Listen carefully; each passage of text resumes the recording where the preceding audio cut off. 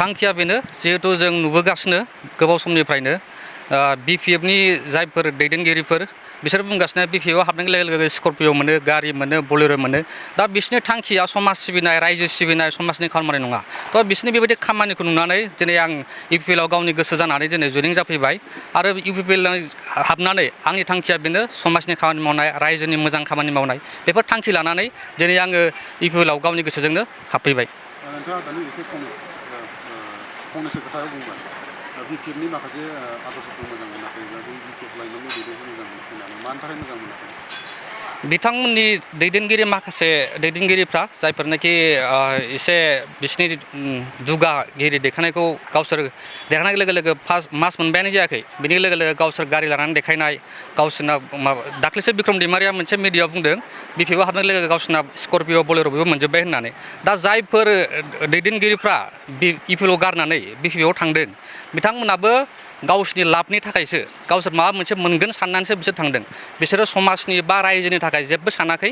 आरो आंनि थांखिया बेनो बेयाव इउपिपिएलआव हाबनाय माने जों समाजनि थाखाय बयबो जयै खामानि मावगोन आरो रायजोनि थाखाय मोजां खामानि मावलांगोन। दाखालि 5 दाननि गेजेराव बिपिएफ बोलोआ लाइमोनफोरा 100 कोटि रां बाहायनानै गावसोरनि न'खरनि मानसिफोरनो होनायखौ जों नुनो मोनो नाथाय माखासेया मोनाखै मा फोरमायगोन आरो माबोरै जाजानो लुबैयो नोंथाङा? बे खेथ्रआथ' सैथो मानो होनोब्लाथाय 100 बे जि रांनि माबा होदों बेयाव गावसिनि सोद्रोमा गावसिनि मेम्बार्स गावसिनि न'खरनि मानसियासो मोनगासिनो दङ जों साधारन बेक्ति हमनानै नायोबा जोंनि गामियावनो जोंनि ओनसोलावनो जायफोरनाखि जेनेरेल भटार्स जायफोरनाखि जेनेरेल पाब्लिक बिथांमोना थाइसेबो मोनाखै आरो बेफोरखौ नायोबा गामि गामियाव गावसिनि मेम्बार्सनि मानसि गावसिनि लाइमोनफोरनि मानसि जायफोर गावसोरजों ओंखारफायो बिसोरल' मोनदों गथा गथा गावसोरनि नाम्बारखौल' बिसोर बासिनानै होदों पाब्लिकनि जेबो मुलाम्फा गैया। लाइमोनखौ माबायदि सांग्रां जानो लुबैयो? लाइमोनखौ आं बेखौनो सांग्रां जानो लुबैयो जाहाथे रावनिबो गोदै रावाव बा बिदि गोजावनो नाङा मानो होनोब्लाथाय बयहाबो दा साननो हानाय केपासिटि दंसै बयहाबो गावबा गाव बुजिनो हानाय मोनसे माबा केपासिटि दंसै बेखायनो जायजों मेजोंनो खोथा जाय बे गोदै गोदै राव गोदै गोदै फुस्लिटाव जाहाथे गोजावा जेबो गोनो गोथो जानाङा मानो होनोब्लाथाय जोंना इउपिपिएल सरकारा गैयाब्लाबो दिनै बे आसाम एमएलए इलेक्सनाव जों बांसिन नाम्बार लानानै देरहानो थांगासिनो दङ आरो बेखौ समजों लोगोसे बोथोरजों लोगोसे नुलांगोन बेनोसै। फैबाय थानाय नैबे दानि भटखौ लानानै नोंथाङा इउपिपिएलआव जयेन जाबाय माबायदि खामानि मावनो गोसो दं?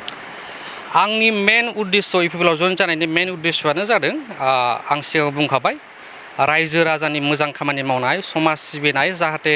जोंनि बे थासारिया जिहेतु गुबुंले जालांनो हमबाय इउपिपिएल सरकार थानाय समाव जाहाथे सान्थि सुक्ति खालामनानै लाबोदों जाहाथे माने दस्रा माहारिनि गेजेराव दाङाबाजि सोलियाखैमोन दा बिसोरनि सरकार फैनाय लोगो लोगो सोरबा आदिबासिजों सोरबा बर'जों सोरबा माइन'रिटिजों बिदि दावराव दावसि माने गावजों गाव मोनसा मोनलायनाय बेफोर सोलिगासिनो दङ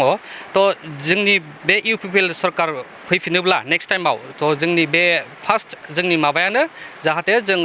रावजोंबो दावराव दावसि गैयै रावजोंबो बुलाय बुसि गैयै बे बुस्थुखौ जों मेनटेन खालामनानै सोलिलांगोन।